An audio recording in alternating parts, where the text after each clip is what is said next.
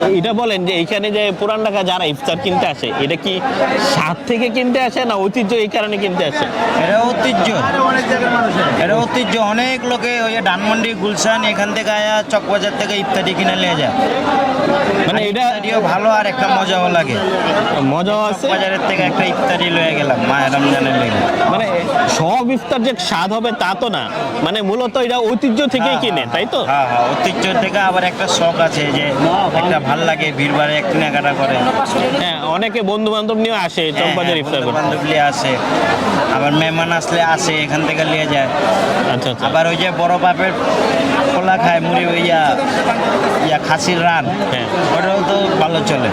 তো এটা তো এখানে আসেই না? হয় যে এদিকে আছে। আমি তো দেখলাম। তো আপনি কি মনে করেন এগুলো সব স্বাস্থ্যসম্মত? হ্যাঁ, এটি সব স্বাস্থ্যের জন্য।